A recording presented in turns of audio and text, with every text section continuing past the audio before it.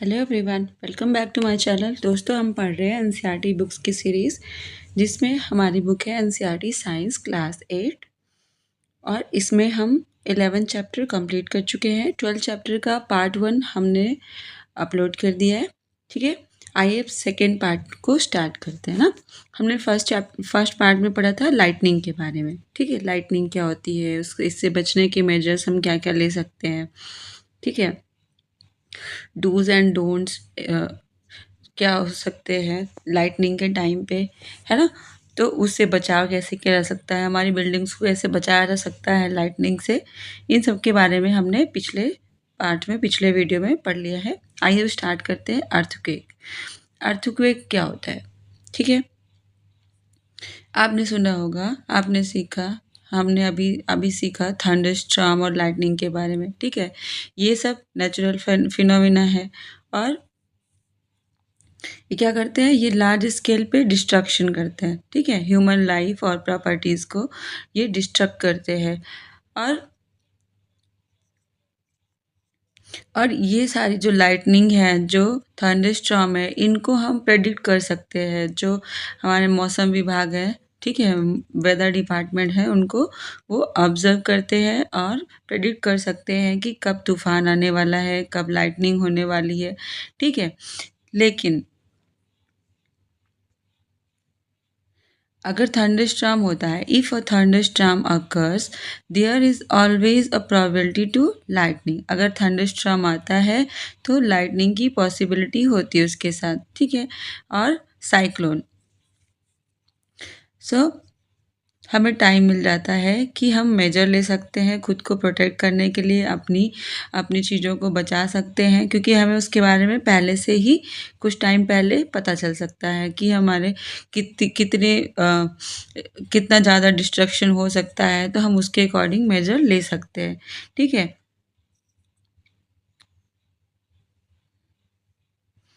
हमने lightning conductor के बारे में पढ़ा है पिछले वीडियो में, है ना, तो आप उसमें जाके देख लीजिए। There is however one natural phenomena which are not yet able to predict accurately. और नेचुरल फिनोमेना कौन सा है जिसे हम प्रेडिक्ट नहीं कर सकते एक्यूरेटली, उसको हम क्या बोलते हैं? अर्थक्वेक, है ना। It can cause damage to human life and property on a huge scale. इससे क्या होता है, भारी मात्रा में डैमेज होता है। जैसे कि आप जानते होंगे या फिर आपने अपने बड़ों से सुना होगा कि भुज में, गुजरात के भुज में बहुत बड़ा अर्थक्वेक आया था, जिससे बहुत सारी लाइफ की हानि हुई थी, है ना, बहुत सारी जान की हानि हुई थी और बहुत बहुत ज़्यादा डिस्ट्रैक्शन हुआ था। तो और अभी आया था कुछ सालों पहले नेपाल के काठमांडू में, है ना। यहाँ पे कुछ डेटा दिया गया है किसके बारे में। A major earthquake occur in India on 8 October 2005। 8 October 2005 को उरी में आया था। ठीक है, नॉर्थ कश्मीर के उरी में। और इसके पहले आया था 26 जनवरी 2001 को भुज में। ठीक है, जो गुजरात का एक डिस्ट्रिक्ट है। ठीक है, कुछ इस तरीके से इतनी ज़्यादा मात्रा में डिस्ट्रैक्शन हुआ था, हानि हुई थी, चीज़ें टूटी फूटी थी, बिल्डिंग्स गिर गई थी, है ना, बहुत लोगों की जानें गई थी। तो आप इसके बारे में न्यूज़पेपर से या पुरानी मैगज़ीन से या फिर अपने घर के बड़ों से या फिर जो आस-पास आपके बड़े हैं जिनको नॉलेज है, उनसे पूछ सकते हैं, है ना। इनके बारे में वो आपको डिटेल बता सकते हैं। ठीक है, अर्थक्वेक होता क्या है? What is an earthquake? What happens when it occur? जब अर्थक्वेक आता है तो क्या होता है और हम इसको कैसे मिनिमाइज़ कर सकते हैं, इसके इफ़ेक्ट को, और ये सारी चीज़ें हम डिस्कस करेंगे यहाँ पे। अब पहले देखते हैं अर्थक्वेक है क्या। ठीक है, इतना जो डिस्ट्रक्टिव है ये है क्या? Earthquake is a sudden shaking और trembling of the earth which last for a very short time. ठीक है, कुछ थोड़े समय के लिए अर्थ जब हिलती है, ठीक है, सडन शेकिंग और ट्रेम्बलिंग ऑफ द अर्थ, उसको हम बोलते हैं अर्थक्वेक। और ये क्यों होता है? It is caused by a disturbance deep inside the earth. जब अर्थ के अंदर, उसके क्रस्ट में, उसके डीप इनसाइड में जब हलचल होती है, कुछ डिस्ट्रैक्शन होता है या फिर कुछ मूवमेंट होती है, तब सरफेस पे हमें ये चीज़ें फ़ील होती है, जिसे हम अर्थक्वेक बोलते हैं। ठीक है?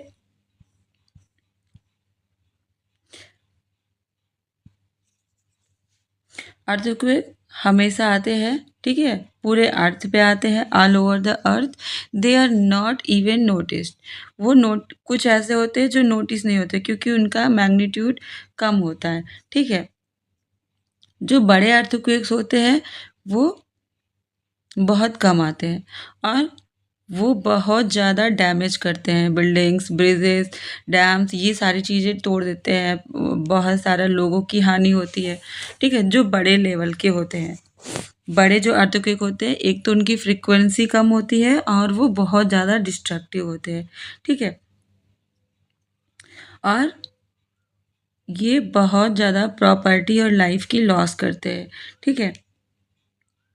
और अर्थक्वेक्स की वजह से क्या होता है? फ्लड्स आ सकते हैं, लैंडस्लाइड हो सकता है, सुनामी आती है, ठीक है? और एक ऐसी सुनामी आई थी 2004 में, इंडियन ओशन में, 2004 में 26 दिसंबर को, ठीक है? 26 ऑफ दिसंबर 2004। और जितने भी कोस्टल एरिया थे, all the coastal area around the ocean suffered huge losses.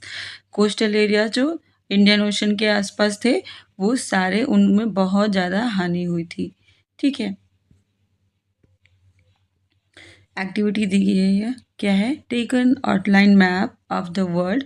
आप वर्ल्ड मैप लेके वहाँ पे जहाँ जहाँ पे ईस्टर्न कोस्ट और अंडमान निकोबार आइलैंड को मार्क कर सकते हो, ठीक है? ये सारी जगह इंडियन ओशन के जो आसपास है, कोस्टल एरिया, ठीक है? जिन्होंने सुनामी में बहुत ज़्यादा डैमेज झेला था, ठीक है? आप उनको मार्क करके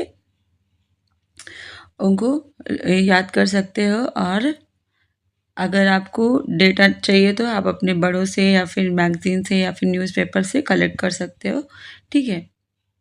अब अर्थक्वेक के काज़ क्या होते हैं? इसके कारण क्या होते हैं? अर्थक्वेक आता ही क्यों है?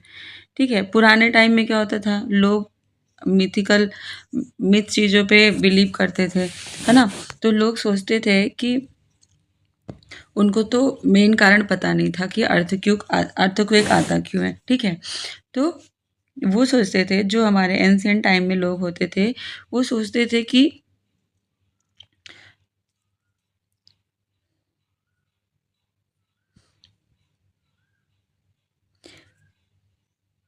बूझो की ग्रैंडमदर ने उसको बताया कि जो अर्थ है वो क्या है? वो बैलेंस्ड है on the horn of a bull, and when the bull shifts it to the other horn an earthquake takes place. मतलब जो पृथ्वी है वो बुल के सींग के ऊपर टिकी हुई है। अगर वो सींग को अपने ये अर्थ को पोजीशन को चेंज करता है दूसरे हॉर्न पे, तो पृथ्वी हिलती है, जिसकी वजह से अर्थक्वेक आता है, ठीक है? कुछ ऐसी ही मिथिकल स्टोरीज फेमस, बहुत प्रचलित है पूरे ऑल ओवर द वर्ल्ड, ठीक है? लेकिन साइंटिस्ट ने उसका मेन कॉज पता करा है, ठीक है? Now we know that the tremors are caused by the disturbance deep down inside the uppermost layer of the earth। जो ये ट्रेमर्स होते हैं, जो हलचल होती है सरफेस पे, इसका रीज़न क्या है? जब पृथ्वी के अंदर अपर मोस्ट लेयर में जब हलचल होती है बहुत अंदर, तो क्या होता है? तब क्रस्ट पे ये सारी चीज़ें हमें फ़ील होती है। ये हलचल जो है, ट्रिमर्स, है ना? ये हमें अर्थ की सरफेस पे फ़ील होती है, ठीक है? जिसे हम भूकंप कहते हैं, ठीक? ये देखो अर्थ का स्ट्रक्चर है, ये अर्थ की आउटर लेयर है जिसे हम क्रस्ट बोलते हैं। उसके बाद आती है मेंटल, फिर आता है आउटर कोर। ये पूरा इनर पार्ट जो है, जो डार्क कलर का दिख रहा है, वो है कोर, ठीक है? उसके आउटर पार्ट को बोलते हैं आउटर कोर, और इनर पार्ट जो येलो कलर का दिख रहा है, इसको बोलते हैं हम इनर कोर। ये है हमारी अर्थ का स्ट्रक्चर, ठीक है? जो आउटर मोस्ट लेयर है अर्थ की, outermost layer of the earth is not in one piece, एक पीस में नहीं है, वो बहुत सारी पीसेस में फ्रेगमेंटेड है, डिवाइडेड है, ठीक है। और हम ईच फ्रेगमेंट को क्या बोलते हैं, प्लेट बोलते हैं, ठीक। कुछ इस तरीके से वो ऐसे डिवाइडेड है, ऐसे प्लेट्स में, ठीक है। यूरेशियन प्लेट, इंडियन प्लेट, ठीक है, ऑस्ट्रेलियन प्लेट, ये सारी प्लेट्स हैं, अमेरिकन प्लेट, ठीक है। तो वो डिवाइडेड है और उनको हम प्लेट के नाम से जानते हैं, ठीक।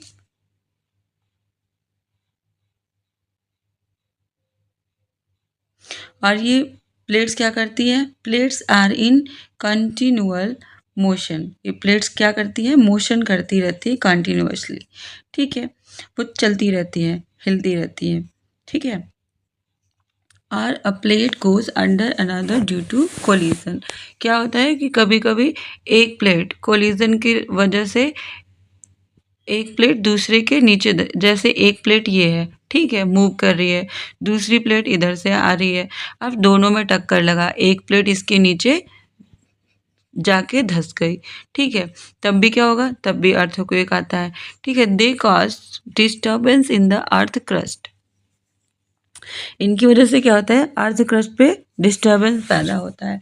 It is this disturbance that shows up an earthquake on the surface of the earth, ये जो डिस्टर्बेंस है इसकी वजह से अर्थ की सरफेस पे क्या होती है, हलचल या फिर अर्थक्वेक हमें फील होता है, ठीक है। और जब क्या होता है, दो प्लेटें ऐसे मूव करती हैं अपोजिट डायरेक्शन में, तो ये एक दूसरे को यहाँ पे टच करती है, जिसकी वजह से क्या होता है, जिसकी वजह से भी हलचल होती है, ठीक है। और हमें अर्थक्वेक फील होता है सरफेस पे, ट्रेमर्स फील होते हैं सरफेस पे, ठीक है। Although we know for sure what causes an earthquake, it is not yet possible to predict when and where the next earthquake might occur. हम प्रेडिक्ट नहीं कर सकते कि अगला अर्थक्वेक कब आएगा, कैसे आएगा और कहाँ आएगा, ठीक है। और ये जो हलचल है, trimmers on the earth can also be caused, जब वल्केनो इरप्शन होता है, जब वो भूकंप वो होता है, क्या बोलते हैं इसको, वल्केनो इरप्शन होता है, ठीक है, तब भी क्या होता है, तब भी ये ट्रिमर्स अर्थ की सरफेस पे फील किए जाते हैं, ठीक है, जिसे हम अर्थक्वेक बोलते हैं। या फिर कभी क्या होता है, कोई मीटियोर हिट करता है अर्थ सरफेस को, ठीक है, तब भी हलचल होती है। या फिर कोई हम अंडरग्राउंड न्यूक्लियर एक्सप्लोजन करते हैं, तब भी हमें अर्थक्वेक फील होती है, मतलब ट्रिमर्स फील होते हैं अर्थ के सरफेस पे, ठीक है। तो इनका कारण कोई भी हो सकता है, ठीक। However, most earthquakes are caused by the movement of earth plates. इन सब रीज़न के अलावा जो मोस्ट फ्रिक्वेंट रीज़न है वो है प्लेट्स की मूवमेंट, ठीक है। जो अर्थ क्रस्ट के प्लेट्स, क्रस्ट के जो फ्रैगमेंट्स हैं, जो उसके पार्ट्स हैं, उनके मूवमेंट की वजह से अर्थक्वेक आते हैं मैक्सिमम, ठीक है। Since earthquakes are caused by the movement of plates, the boundaries of the plates are the weak zones where earthquake are more likely to occur। जो प्लेट्स की बाउंड्रीज होती है ना, उन पे क्या होता है, ये अर्थक्वेक्स बाउंड्रीज पे आते हैं, क्योंकि कोलिजन हमेशा दूसरी प्लेट से क्या होगा, बाउंड्रीज पे होगा, ठीक है, टक्कर हमेशा बाउंड्रीज पे होगा। तो जो अर्थक्वेक कहाँ होंगे, वो प्लेट्स की बाउंड्रीज पे फ्रिक्वेंटली आते हैं, ठीक है।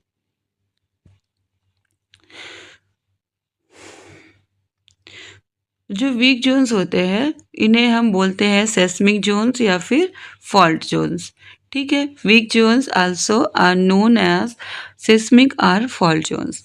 इंडिया में क्या होता है, the areas most threatened are Kashmir, western and central Himalayas, the whole north east.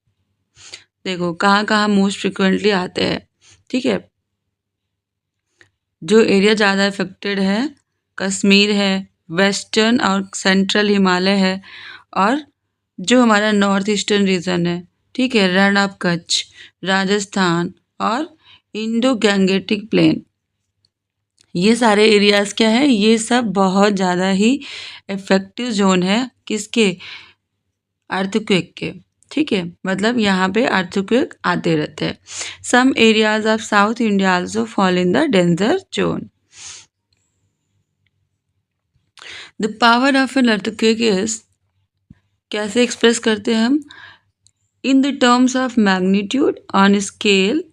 Magnitude के टर्म में हम इसको रिक्टर स्केल पे रिप्रेजेंट करते हैं या फिर उससे हम एक्सप्रेस करते हैं। ठीक है, जो डिस्ट्रक्टिव अर्थक्वेक्स होते हैं, जिनसे ज़्यादा हानि होती है, वो होते हैं मैग्नीट्यूड ऑफ हायर देन 7। ठीक है, उनका मैग्नीट्यूड 7 से ज़्यादा होता है on the Richter scale. Both Bhuj and Kashmir, जो भुज में आया था 2001 में और जो कश्मीर में आया था 2004 में, इन दोनों का जो मैग्नीट्यूड है वो क्या था, 7 से ज़्यादा था, मोर देन 7। ठीक है,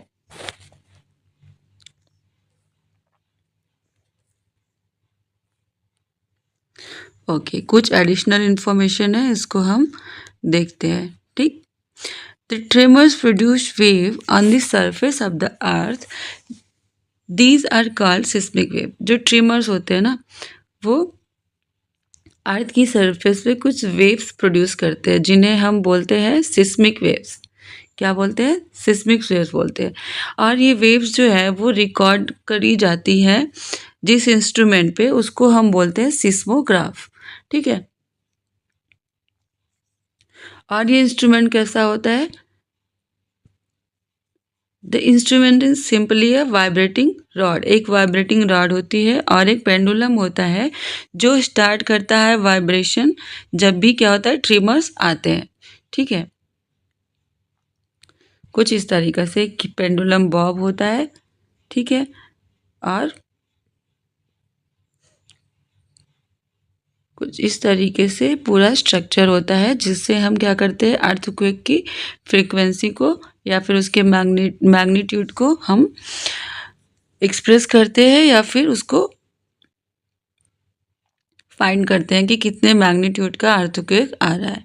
ठीक है, a pen is attached to a vibrating system. The pen records on a paper. The pen records the seismic waves on a paper which moves under it.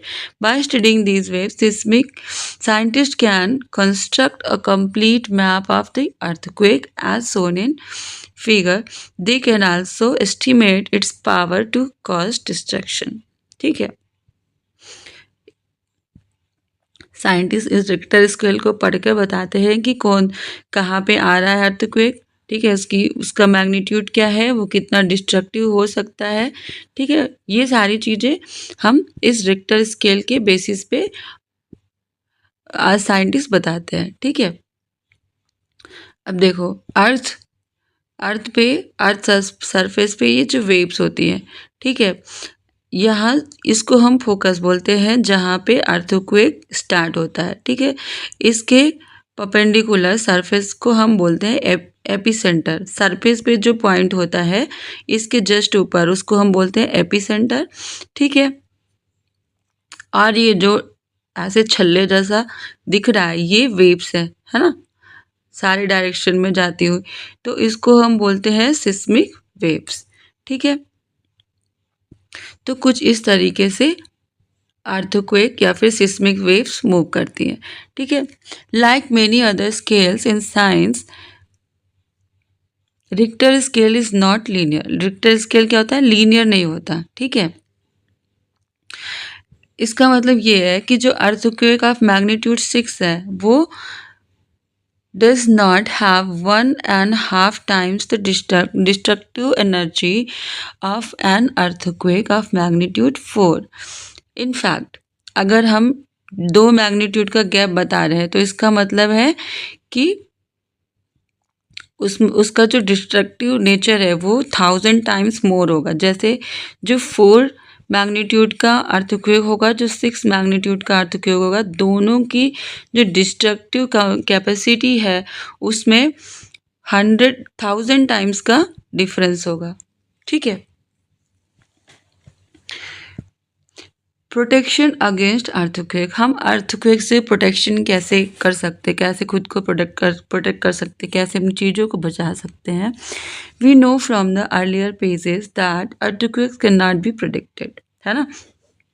Earthquake को प्रेडिक्ट तो किया नहीं जा सकता क्योंकि वो अर्थ के सरफेस, अर्थ के अंदर डीप इनसाइड वो चल रहा मूवमेंट है, जिसकी वजह से हम बाहर उसका इफेक्ट या फिर उसकी प्रतिक्रिया देखते हैं। We have also seen that, और ये हाईली डिस्ट्रक्टिव होते हैं, कैन बी हाईली डिस्ट्रक्टिव, अगर वो 7 मैग्नीट्यूड से ऊपर के हो गए तो हाईली डिस्ट्रक्टिव होते हैं, ठीक है। और इसलिए ये इम्पॉर्टेंट हो जाता है कि हम कुछ प्रिकॉशंस अपनाएं जिसकी वजह से हम खुद को हमेशा बचा पाएँ, ठीक है, अपने आप को प्रोटेक्ट कर पाएँ। जो लोग सिस्मिक जोन्स में रहते हैं, जहाँ पे अर्थक्वेक फ्रीक्वेंटली आते रहते हैं, more likely to occur, have to be, उन्हें स्पेशली तैयार होना पड़ता है, तैयार होना रहना पड़ता है ना, कि वो तैयार रहेंगे तभी तो खुद को बचा पाएंगे। सबसे पहले क्या हो, जो बिल्डिंग्स बनाई जाती है इन जोन्स में, ठीक है, उन्हें इस तरीके से डिज़ाइन किया जाए कि वो मेजर ट्रिमर्स को झेल पाएँ, ठीक है। मॉडर्न बिल्डिंग्स जो टेक्नोलॉजी है वो इसे पॉसिबल बनाती है। मतलब आजकल क्या होते हैं, घर को अर्थक्वेक प्रूफ बनाया जाता है, मतलब वो इनके झटकों को झेल सकती है, मतलब इनके जो ट्रेमर्स हैं अर्थक्वेक के मेजर मैग्नीट्यूड के, उसके झटकों को झेल सकते हैं। तो इस तरीके से घरों को मॉडर्न टाइम में डिज़ाइन किया जाता है, ठीक है। और ये भी एडवाइस किया जाता है कि जो घर है उसका जो डिज़ाइन है वो क्या होना चाहिए, क्वेक सेफ होना चाहिए, मतलब अर्थक्वेक के लिए सेफ होना चाहिए। ऐसे डिज़ाइन हो जिस पे अर्थक्वेक का कम असर हो, ठीक है।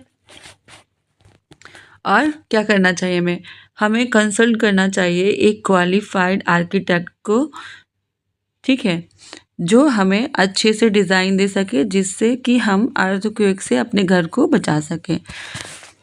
और जो हाईली सिस्मिक एरियाज़ हैं वहाँ क्या होना चाहिए, यूज़ ऑफ मड और timber is better than using heavy construction material.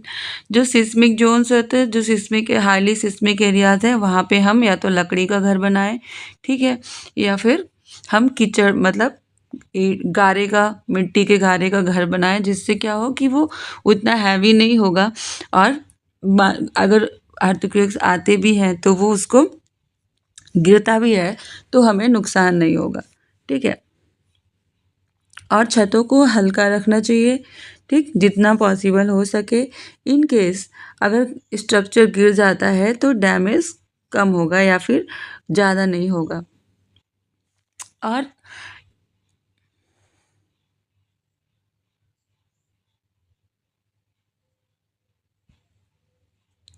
ये भी बेटर होगा कि जो कबर्ड्स हैं और जो सेल्स हैं वो भी क्या हो, वो दीवार में फिक्स हो, ठीक है, ताकि वो अर्थक्वेक ट्रेम्बलर आने की वजह से हिलने पर वो गिर ना जाए, ठीक है, ईजिली ना गिरे। और हमें केयरफुल रहना चाहिए, वॉल क्लॉक, फोटो फ्रेम्स, ठीक है, वाटर हीटर्स, इन सब को दीवार में हैंग करने में सेफली इसको हैंग करना चाहिए केयरफुली, कि ऐसी जगह पे हो जहाँ वो गिरे तो नॉर्मली चोट ना लगे या फिर हमारे ऊपर ना गिरे, ठीक है। और सम बिल्डिंग्स में catch fire due to the an earthquake के टाइम पे क्या होता है, कुछ बिल्डिंग्स में आग लग जाती है, ठीक है। तो अक्सर जो लंबी बिल्डिंग्स होती हैं उनमें तो हमें वहाँ पे क्या होना चाहिए, फायर फाइटिंग इक्विपमेंट्स रखने चाहिए, ठीक है, इन वर्किंग ऑर्डर। वो काम भी कर रहे हो, रखने से ही मतलब नहीं है, वो काम चलने भी चाहिए टाइम पे, ठीक है। The central building research institute Roorkee has developed know how to make quake resistance houses. हमारी जो IIT है, नहीं, central building research institute Roorkee में है, इसने एक डेवलप किया है एक अपना मैकेनिज्म, ठीक है, जिससे ये क्वेक रेजिस्टेंस हाउसेस बनाते हैं, ठीक है। In the event that an earthquake does strike, take the following step to protect yourself. अगर earthquake आता है तो हमें क्या क्या स्टेप लेने चाहिए कि हम खुद को प्रोटेक्ट कर पाएँ। अगर हम घर में हैं तो क्या करना चाहिए, बाहर है तो क्या करना चाहिए। If you are at home तो हमें टेबल के अंदर शेल्टर लेना चाहिए, ठीक है। जब तक कि शेकिंग स्टॉप ना हो हमें उसके नीचे रहना चाहिए छिप के, ठीक है। और हमें लंबी और हैवी चीज़ों से दूर रहना चाहिए कि हमारे ऊपर कहीं गिर ना जाए। अगर आप बेड में हो, ठीक है, तो आप do not get up, protect your head with pillow, अपने सिर को पिलो से प्रोटेक्ट करो और आप वहाँ से भागो मत। इफ़ यू आर आउटडोर्स, अगर आप घर के बाहर हो तो क्या करोगे, find clear spot away from buildings, trees and overhead power lines, अपने आप को क्या करो, क्लियर स्पॉट पे जाओ, ठीक है, बिल्डिंग से दूर, पेड़ पौधों से दूर, ठीक है, पावर लाइन से दूर, ठीक। If you are in a car और अ बस, अगर आप कार में हो या बस में हो तो बाहर मत आओ, ठीक है, अपने ड्राइवर को बोलो कि वो धीरे चलाए, ठीक, धीरे धीरे ड्राइव करके एक क्लियर स्पॉट पे ले जाए आपको। Do not come out till the trimmers stop, आपको तब तक कार में बैठे रहना है जब तक कि क्या हो, ट्रिमर्स रुक ना जाए, ठीक है।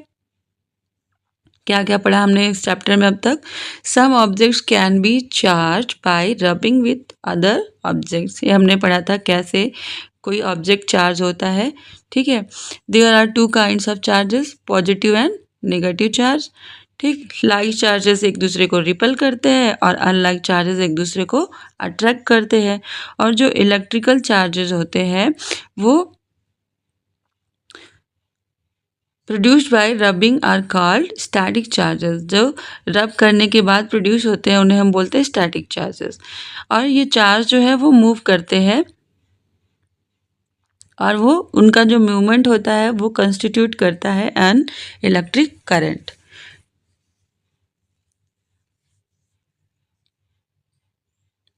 और हम इलेक्ट्रोस्कोप को यूज़ करते हैं to detect whether a body is charge और नॉट, बॉडी चार्ज है या नहीं है उसको हम पता लगाने के लिए किसका यूज़ करते हैं, इलेक्ट्रोस्कोप का, ठीक है। The process of transfer of charge from a charge object to the earth is called earthing, हमने अर्थिंग के बारे में पढ़ा था, है ना। The process of electric discharge between clouds and the earth or between different clouds cause lightning, ठीक है। जो लाइटनिंग होती है उसका रीज़न क्या होता है, उसका रीज़न होता है इलेक्ट्रिक चार्ज, ठीक। Lightning strike could destroy life and property, हमने देखा था किस तरीके से लाइटनिंग होती है ना, और कैसे से डिस्ट्रक्शन होते हैं। ये जो लाइटनिंग कंडक्टर्स होते हैं हमारी बिल्डिंग के ऊपर ऐसे लगे होते हैं, मेटल रॉड्स जो ग्राउंड में अंदर तक डीप इनसाइड धसे होते हैं, वो क्या करते हैं, वो प्रोटेक्ट करते हैं हमें लाइटनिंग से, ठीक है।